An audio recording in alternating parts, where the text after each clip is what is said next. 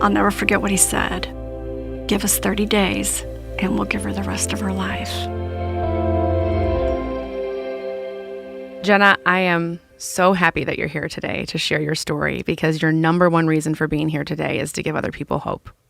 Thank you for being here today. And I also want to welcome Dr. Wilson. Dr. Wilson, you were Jenna's pediatric oncologist, 7 or 8 years ago? That's right. We got to have a reunion today before the taping. Thank you for being here. And Debra Spoljaric, you are the nurse practitioner now for Jenna in the Lifelong Outcomes Clinic at Siteman Cancer That's Center. right. Yep. Thank you all for joining us today. Our pleasure. Welcome. Tell us what happened when you were 15 and what was going on with you. Yeah, when I was 15, it was the early 2013. I started having some night sweats. I started having some fevers at night, getting really intense chills. So that was starting about March of that year. And then by June, I was starting to have some back pain, some hip pain. By November, the back pain was just so intense. These fevers are getting so intense. My mom really advocated for me to have an MRI at that point. And that was late November by the time I got the scan, and it was just widespread everywhere. It was Hodgkin's lymphoma. It was stage 4. It was in my bone marrow, and it was cross everywhere. Lymph nodes above and below her diaphragm. And at the time of the diagnosis, when anyone that hears stage 4, especially if they don't know much about cancer, I would have thought at 15 years old, I'm dying. I'm going to die. Did you feel that way? Or were you not even there yet? You were just like, what does this even mean for me? I was sick for so long. Like, I knew I was getting, like, I'm wasting away at this point. I really had no muscle to me. Even leading up to the diagnosis. Yeah. It was that bad. It took that long. Yeah. You felt like that before they even said the word cancer to you, that you were wasting away. Yeah. No, Wow. I felt so sick, and I think just knowing, like, having a name to what is going on and their confidence with Hodgkin's lymphoma and all of their research, I think as paralyzed as we felt confident that we now can, like, start correcting this or get ahead of it somehow. So it sounds like there's almost, in a weird way, a little bit of relief of, all right, at least we know what's causing this now. Yeah. Which is a crazy thing to think, oh, good. Okay. I mean, I'm sure you weren't literally saying good, but I mean, just to put a name on it so that you can then line up what is the treatment for this so we can do something about it. So Yeah. what did that treatment process look like for you? Yeah, if I remember right, I had the PET scan and biopsy on that Friday, and then Monday I was PICC line insertion and started on my chemo regimen. I did 5 cycles, which is like a full week, like 5 days off the weekend, and then you come back that Monday for a clinic visit. You're inpatient for your first few just to see how you tolerate it. So I did 5 cycles of that. You had like a week and a half in between each of those cycles. And then I did radiation. And were you confident that that was the treatment plan? Was there enough research that went into this type of Hodgkin's lymphoma that was going to be a successful treatment plan? Yeah. The good news about Hodgkin's lymphoma is that it responds to various therapies, and the mainstay of treatment is chemotherapy, but it also is very responsive to radiation therapy, and more recently it's been shown to be very responsive to immunotherapies. What is it about lymphomas and leukemias? I have had several friends whose kids have been diagnosed, and it's such we got to get them in now and get them treated. Is that?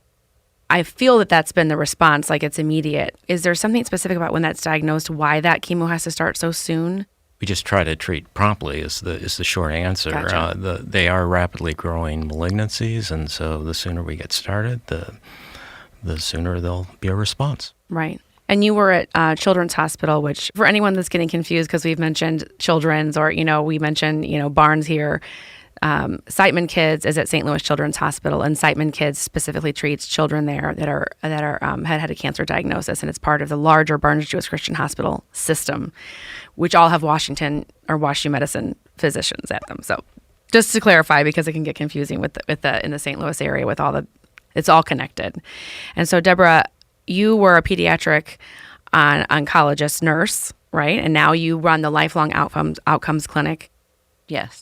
Program for patients that are 21 and older and have aged out of Siteman Kids. Correct. So how do you deal with concerns that patients or parents might have with the long-term effects that the treatments might have on them, not only at the age they're going through treatment, but when they're older? Well, for me, when they meet me, I go through their treatment from beginning to end. So I talk to them as though they don't know anything. And I let them know that a lot of the information that I give them can be overwhelming, but I have it all written down in writing, and they get to walk away with it, and that all these things that I talk about may not happen to them, but they need to be aware so they can tell other physicians and people that they work with medically. So if they never come back to me, they have that information available to them. It just seems like such a unique challenge. I have a really close friend that's a pediatric oncologist, and I talk to her about it all the time, especially since I have had cancer. Like, for myself, it's just me, like whatever happens, happens. But again, when you're talking about pediatric oncology, it's not just a 15-year-old you that's hearing it. It's your family, it's your mom, and you're not just managing the emotions of one patient. It's, you're telling a parent that this is happening to their child, and you're telling a young child, trying to make it make sense to them, which I feel like is almost impossible. But the delicacy and emotional intelligence and fortitude that I think it would require to manage all of those emotions and those dynamics has got to be so difficult, I would imagine. And sometimes it's just encouraging the whole family to Right. try to, make it through the acute period and then try to go back to some sense of normalcy, although normal doesn't exist anymore once you have cancer. Yeah. But it's okay to let them go to Halloween with their friends and go to, house to house. Right. It'll be okay. You have said that your nurse practitioners really inspired you to get into nursing, which Yeah. I think is another beautiful part of your story, is that had you not gone through this, who knows if you would be a nurse today, which you are. Mm-hmm. So what about those relationships were so crucial for you at that time? I think really, they just seem so wise, and I love talking or listening to smart people, and I love hearing their conversations talking about these things. But our nurse practitioners really cared also. It wasn't just that they had this knowledge. And all the nurses on staff were amazing too when I was inpatient. But a lot of my days turned into clinic days where I would just sit in a chair, get my infusion, and a lot of the checkups were really face-to-face with the nurse practitioners. So we just saw a lot of them. What kind of nursing are you in now? I'm a NICU nurse. NICU. Mm-hmm. Awesome. Jenna, what were you most worried about when you started your treatments? What was your biggest concern? I don't really know if I had time to really have concern in that acute period, but I think it really was what is that? My outcomes. I was Google searching 5-year survivorship outcomes. If I would live a typical life afterwards. Did you have your husband that you have now? Yes. Was your boyfriend in high Yes. school? And was he your boyfriend when you were diagnosed at 15? Yes, he was. He was. Mhm. Okay. So he really liked you because he's still here, obviously. He loved Yeah. you. What was that like to have somebody that, could you share how you felt with him? Was he a good support? Oh, yeah. Yeah. And looking back, at the time I felt like it was so cheesy, and I'm like, oh, this is such a book. This is is a obnoxious. Nicholas Sparks book. Yes. But looking back now, I'm like, this is really, really is incredible to have someone that I don't know, even I didn't realize that my fertility could even be affected until a few weeks in. They sent me to go talk with a fertility specialist, and she kind of laid it down of you're very at risk for losing some fertility. And I remember getting home and I was so upset, and my boyfriend at 15 was like, we'll figure this out.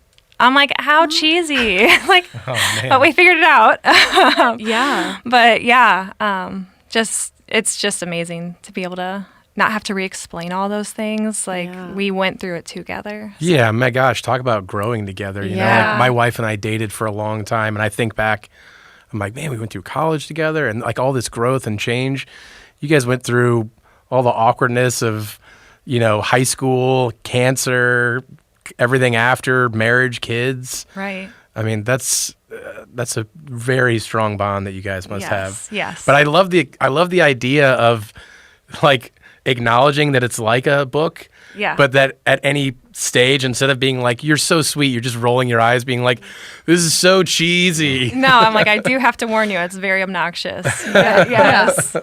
But here's the beautiful part about that story is that you held you did the fertility preservation, and Debra, as you said before, almost 10 years ago, it was understood that was something that was necessary sometimes to make sure that they could conceive later on because of the chemo. Right. Based off the chemo that she had, it was probably that she would have a hard time getting pregnant. And so in a perfect world, she would harvest her eggs because she wasn't married at the time. So luckily, she was able to do that. Mm-hmm. And then you just wait and see what happens. But you did not have to use those eggs, right? Right. And you married, we haven't mentioned your high school boyfriend's name, which is? Colton. So you harvested your eggs. Didn't know if you were going to end up marrying Colton. Right. But you did. Mm-hmm. And then you had a baby. Yes. And what happened when you had your baby? Well, my first was actually a very typical pregnancy. They did have to watch it very closely because they weren't sure if my uterus was going to expand from my radiation exposure. So I was consulted with maternal fetal medicine through WashU also. And they watched me very closely with growth scans, but everything went really well.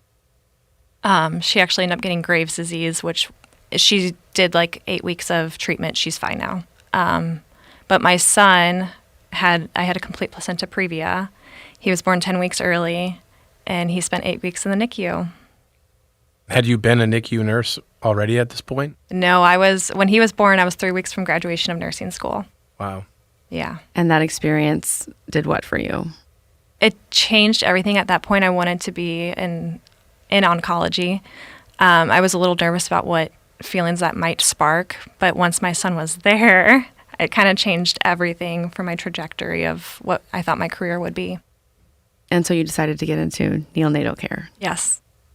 But you would have never even been at that point where you're about to graduate nursing school had it not been for your own personal experience. Correct. Of knowing how those people in your life carried you through your entire diagnosis and inspired you to want to help others, which I think is amazing. Yeah. Were your children treated at WashU as well? Yes, they are also at St. Louis Children's. Yep. So not only you, but your children now this has come full circle from 15 years old at Children's at WashU to then Siteman Kids, then handed off to Siteman.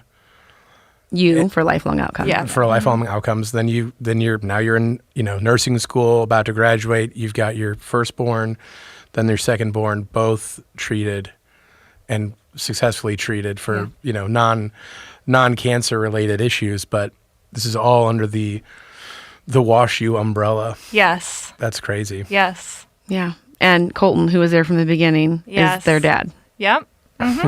That is Nicholas so Sparks. cheesy. It's so cheesy. What do you call that book? The Fault in Our The Fault in Our Stars had just came out when I was first diagnosed, and I remember reading it, and the nurses are like, "Are you kidding me? Put that away! Stop reading that." I read it. You're like, well, this is my life, so It's called Bald Jenna. Yes.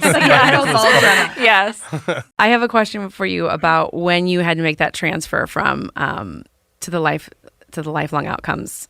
When you're 21, right? When you're done at St. Louis Children's Hospital and Siteman Kids, you still have to be watched and taken care of for life, right? Because anything could be related back to that, and just want to make sure your care is continued. And when that happened, you're basically leaving your high school friends, right? To go off to college, it probably felt like. Yeah. Tell me about that experience, what it was like to have to leave Dr. Wilson and these nurses and these nurse practitioners and all these people that, it wasn't just those, there's people all through that helped you, from the people that the techs, the people that worked in the office, to then go to lifelong outcome, how you felt at the time and what you learned once you made that leap. Yeah. I was nervous, and it really was like a breakup. And I remember Dr. Wilson wasn't available for my very last clinic. It was just with a nurse practitioner, and he wasn't in office. And I remember being like, but I need to see him one last time. Like, what do you mean? They gave me Debra's contact of the survivorship clinic, and to me it felt like a no-brainer. that's just where you go next. But I know through talking to her that some people struggle even going and keeping up with their appointments. But yeah, I was nervous to go see her for the first time because I had liked all my physicians so far, and I'm like, I hope this keeps up. I hope she's not scary and mean. Right. I'm like, adults. Yeah. Yep. I want to be a kid forever. Yeah. New location. Yeah. Yeah. New location, new everything. But she's been great. What kind of things did you learn, or what made you kind of untense once you started going to the lifelong outcomes clinic? What changed? First, I tensed more because she gave me this document. Go ahead. that I called the doom document. Because it really was. I learned more than I thought I would from my first appointment. And I'm just like flipping through of all of these. It has like your lifetime total of each chemotherapy and how much radiation to like a numerical. Organs. Yes. Yeah. It really was like the gravity of everything you went through. Because, I was able to walk away and kind of leave it behind, and it just is like, nope, this was you. This wasn't a different lifetime, and you do need to take this seriously. Mm-hmm. I think now there is so much reassurance. I know last summer I did have like a lymph node that was enlarged, wasn't going down, no other symptoms with it. And as soon as I called her office, they got me in immediately and escalated it to all the right people. So it is so nice knowing that I have a phone call away from getting a scan. Well, it definitely helps to have that relationship because, like, Jenna and I had years together, and then she actually saved her lymph node till our appointment and came to that appointment and was like, it's been here for a little bit. And I'm like, well, what's a little bit? And she's like, a few weeks. And I'm like, oh, we don't like it if it's been there for a few weeks. Mm-hmm. Yeah. A couple days, that's all right. Keep an eye on it, let me know. But Right. I would imagine the hardest part of your job is making this transfer from kids who were probably most likely in many cases being advocated for by their parents, and that transfer of power to say, okay, your parents were here, they were taking the notes, they kept all the tabs, my chart wasn't here yet. Now we need to teach you how to advocate for yourself. So tell me how you help these kids, because I would imagine every parent does not want to let go. Most parents don't want to let go in general, but then to let go of a child that had cancer and say, now go take care of yourself. I wouldn't trust my 21-year-old to take care of himself. I have about 60% of my patients that bring somebody with them, whether it's a parent or a significant other or a girlfriend at the time. And some of them can't tell me like why they're on certain medicines or tell me about their history. So on my first visit, obviously I've gone through their chart if I have that capability and go through all that with them. But that's one of the things I talk to them about as well is you need to know your history. Mom's not always going to be there with you.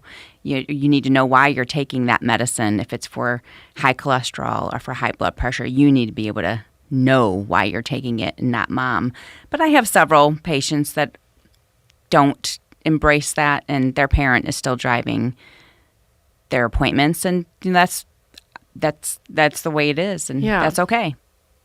What about just helping, like, is the lifelong outcome clinic something that every child that has cancer has access to, or is that something that every hospital has, or is that something that's happened newer in medicine?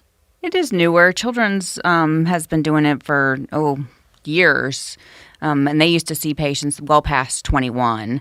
And then when I started about 10 years ago, we decided together that patients should start coming over to me in the clinic, and that's when children started sending them to me after 21. I've had patients contact me and want to be seen earlier, and I have a personal conversation with them and say it would be ideal if you would stay within the children's time frame to 21 because of certain studies that are available and late effects that we continue to monitor for.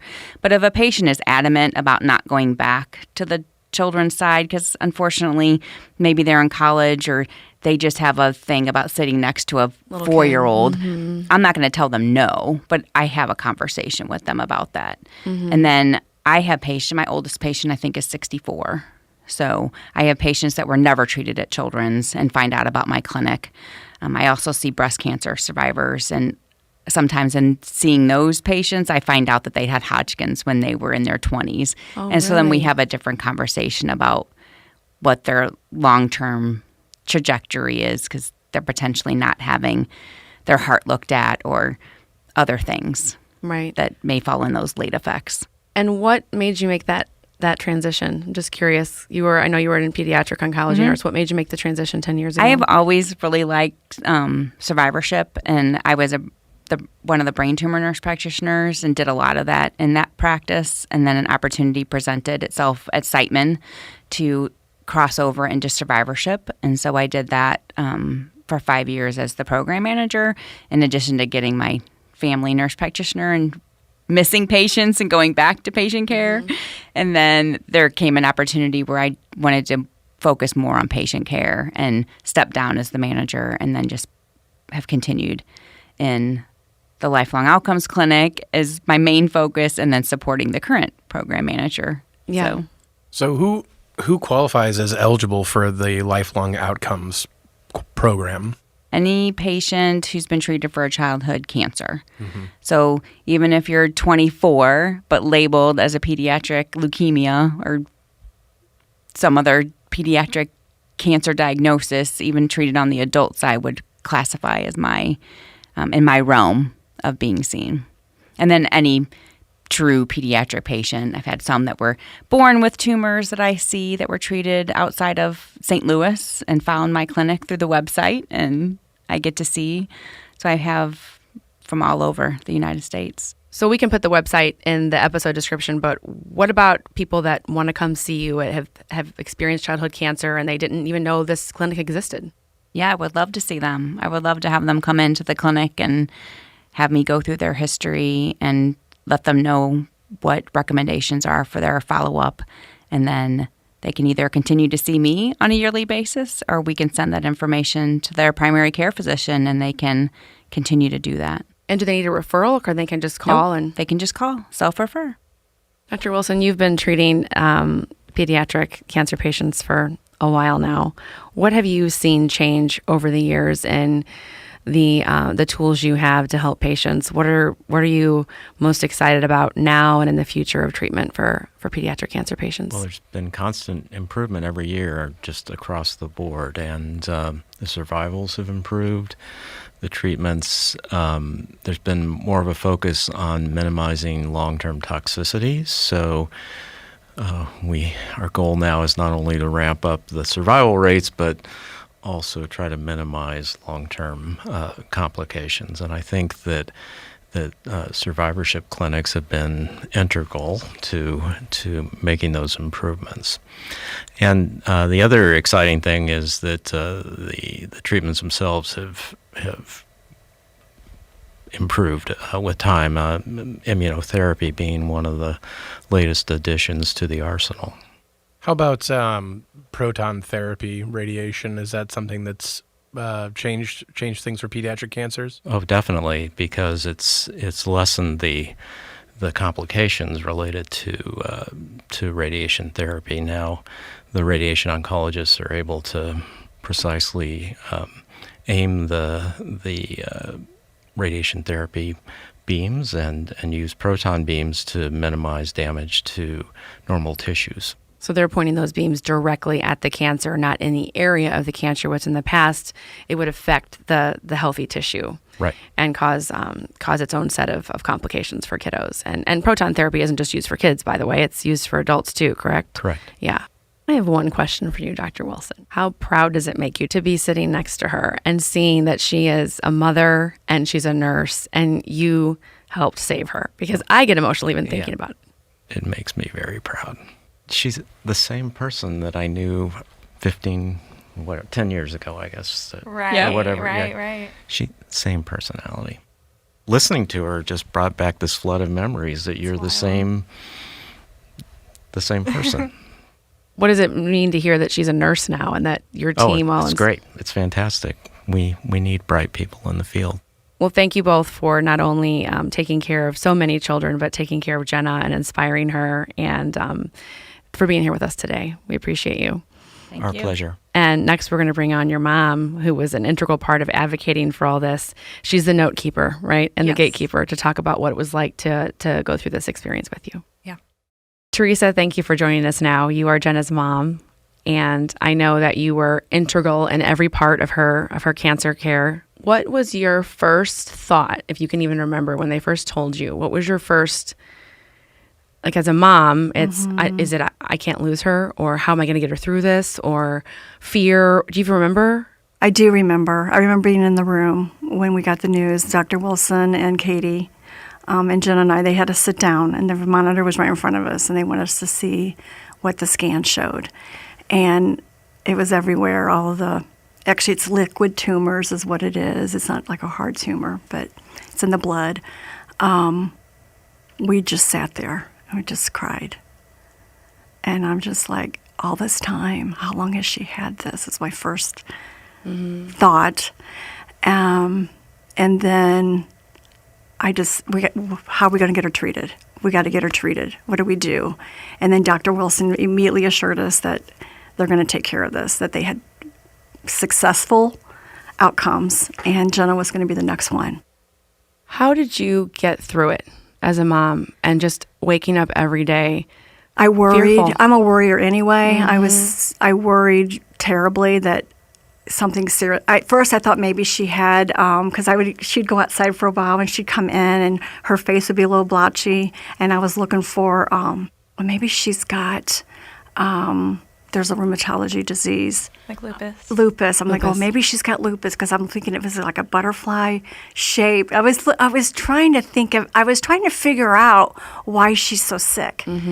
On my own, even though because the doctors couldn't figure it out. And I'm like, God, help me figure this out. And it just progressed from there. And once you did figure it out, how did you get through that part? Because that's a lot of, it's hard to even watch your kids suffer with a fever or an upset stomach. I can't stand watching my kids when they get nauseated. It killed me inside. It was so hard, heartbreaking. I wanted God to take it from her and give it to me. Nobody wants their child to suffer. And she was suffering. And even during the treatment, she suffered. She had surgeries, and when they did the line to get the stem cells out, Colton was with me when she came out, and the surgeon said, they minimize things, and I understand that. And they said to me, "Oh, she'll be fine. She'll have a Band-Aid on when she gets the tube in." We went back there. She was still asleep. She was in recovery. And Colton and I went back there. Her entire neck was swollen from the line coming out. It was horrendous. And Colton and I were just like, what can we do? It was terrible. Did you ever find yourself resenting when you heard other parents talk about their problems, and you'd be like, yes. Really? Yes. Your daughter didn't get asked to homecoming? Well, my daughter had to leave early because she's going through, that kind of just, I would imagine. We had a new normal, and Jenna's life changed in an instant. Even though she had been sick a lot that year from school, she missed a lot of school, but we had a new normal, and from that point on, we did. You learn to appreciate every day, the small things. You don't worry about. You just don't worry as much. Once we got through it, you realize the little things just don't matter. They don't matter like you think. When you're raising your kid, you want everything to be perfect, perfect, perfect. Well, God threw a ringer in there. Maybe to teach us all a lesson that life isn't perfect, and I'm a controller, and you want them safe and healthy, and she wasn't healthy, and I felt like, not that I could take it away, I had no control. I just couldn't control anything anymore. I lost control. It was heartbreaking going through it, but I knew from the protocol that Dr. Wilson had shared with us, I felt confident and assured that she was going to be okay. And the radiation was 30 days every day. We had to drive down to Siteman every day for 30 days. But he said that doing the radiation would help from relapse. And then a year later, she relapsed. But he had told me that a stem cell transplant would be the next thing if we needed it. And then when she did, I'll never forget what he said. Give us 30 days, and we'll give her the rest of her life. It's a good line. That's the end of the book, Jenna. That's the last line of the book. No. And I've never forgotten it. And it was, I'm getting goosebumps because I'm so grateful and thankful, and I feel blessed. But not everybody outcome is the same. And to see her now is remarkable. She's brilliant. I knew from the get-go she would get through it. She's a very strong individual. She has this inward ability from even when she was a small child to do it and get it done. But now to see her live, that I didn't know, even think about at the time that she would even have, that she married her high school sweetheart. That was with her through the process? With her the entire time. And when he proposed, he was so nervous. When he proposed, he came to our house. She was gone at the time. And I knew something was up because he was more nervous. And her dad was upstairs, and I went to get him, and he comes down. And I go, Colton wants to talk to us. And so we go down, and they're just kids. But she was in nursing school. And we knew it was coming. We knew it was going to come. But I wasn't ready, to be honest. Deep down, I wasn't ready for my baby girl to leave. So he says, he wanted our blessing to ask her to marry him. Of course, we said no. But I said, we had a heart-to-heart. I go, you've been with her from the whole beginning of her health journey. And we just don't know. We don't know what the future holds. And he goes, I'm ready for it. He goes, I'm prepared. And he just said that with such confidence, Confident guy. Yeah, they went on and bought a house. She finished school, and they have 2 little babies. I know. And now she's a nurse in the NICU. Exactly. Taking care of other babies. It's just, it's a miracle. Yeah. It But really it's- is. it's just- beautiful. It is a beautiful story. It is. What did you learn from watching your mom help care for you? And how has that made you a better mom? I learned how to be an advocate from my mom. She was the blueprint. When my own son was in the NICU, I knew how to talk to the physicians and how to navigate that and how to have a relationship with them. Because in oncology, it really becomes a family feel to treatment, or at least at Children's it was. And so it's taught me how to be the advocate. And how to lead those conversations and get the answers that I need. And yeah. Yeah, and advocacy is a recurrent theme on the show. And something I'm learning about it more and more as we talk with more people, and as I continue on with my own cancer journeys. Early on I was geared way more adversarial, where I would push a lot more. But really, it does become more family-oriented. It is more of a conversation to where advocating for somebody doesn't necessarily mean fighting to get this test or that test, because we can't control everything. But it does become more of a conversation where, you said you learned how to talk with the care in the NICU. Sometimes that's just asking a question, and they might go, we haven't thought of that yet, but we could actually also run that test now. Or if you want us to wait for this, if it'll make them more comfortable, we can do it another time or whatever. Right. So it really is just more collaborative advocacy. It's not always my team versus them. It really should, and I think for the most part is pretty collaborative. Right. Yeah, it seems like you guys have found that balance. Right. Yeah. Yeah, also it was hard to let go when, she got married. She's 18. Well, you didn't get married at 18, but I didn't have to get when married she at turned 18, I still went with her a little bit to some of the doctor appointments. And then when she got married, I didn't want to step on toes. So it was then Colton's main role So you gave Colton your binder. to take care. I When should have brought that You binder. should have brought the binder. Well, I really appreciate your perspective on your journey, and I'm sorry you're no longer on her My Chart. I empathize with you. I empathize. That would be very hard as a type A person. One day I'll have to get off of the kids' My Chart. Well, at first when I couldn't see it anymore, I think I either texted her or called her. And that's how often she was checking it. That she was like, why can't I get in there? I said, "Are you hiding something from me? I was. Do you not want me to know?" I was pregnant and had just found out. And so I had to hurry up and cut those ties. I'm like, I have to get in there. And my gut feeling was that. oh my gosh. We had And, just then gotten and then I married. just waited for them to tell us. Oh my gosh. And actually, I had to call because I had just had an appointment that December with Dr. Wilson's side of things still at Siteman. And it was going to be my last appointment with them. And I had to call them up because I didn't even have an OB, or a gynecologist. Because when you have cancer, you see everyone through them. If Right. you have a cold, you go through them. So we were slowly going through the process of me having a primary and getting those things instead of specialists.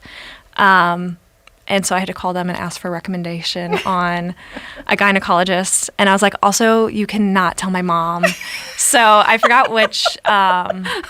It was a nurse practitioner that called me back because I was like, hey, if you guys could get back to me, I just need, and you cannot tell my mom. It's like calling your cool aunt for help. It really was. Yeah. And the nurse practitioner that called Like me you were was doing something literally- illegal. Right. Yes, were and she married was like and- screaming on the phone with me, so excited. So she's like the first person outside of Colton that knew that I was pregnant. But I That's had awesome. to nip it in the butt real fast. Yeah. That is so funny. So, I never called her doctors, though. I never went behind her back and to No, find out how she no, was no, no, doing not or at all. anything like that. It was on my heard it chart. from her. Yeah, you didn't circumvent the security, but you did know within 30 seconds that you've been Yes. disconnected Yes. from the app. exactly. But Like you had some type of like alert on your wrist. I don't want to step on toes. You Sure. know, No, not so- at all. I think that means you actually have 3 books to write. Colton's not Bolton for a kid's book.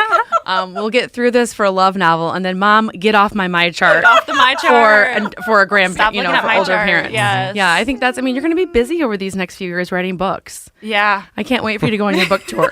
Tell more about Exactly. it. Get off My Chart, Exactly. Mom. Get That's off My great. Chart, That's great. Well, I'm so happy you have your own My Chart that lately doesn't have many things on it. By the time this episode airs, you'll be celebrating 10 years. Yeah. October. Man. Well, that's another thing. October 20th was the day she got her stem cells back.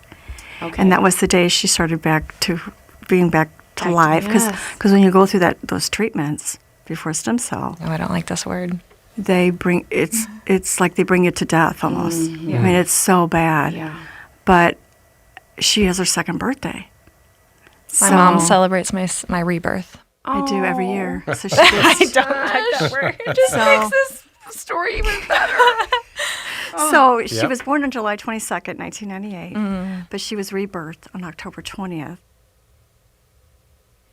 2015.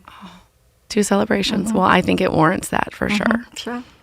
Thank you so much for coming and sharing your story, and for Theresa for joining us. Yes, I'm thank so you glad. for having me. Yeah, so this will actually air in you. September during Child Heart Awareness, Uh-huh. Cancer Awareness Month, but we'll be thinking about you on October 20th Yes. Thank for your you. second birthday Yes. of the year. Appreciate it. Yeah. Thank you. Thank you. Thank you, guys. Thanks for listening to This is Cancer, Brought to you by Siteman Cancer Center at Barnes Jewish Hospital and WashU Medicine. national leaders in cancer.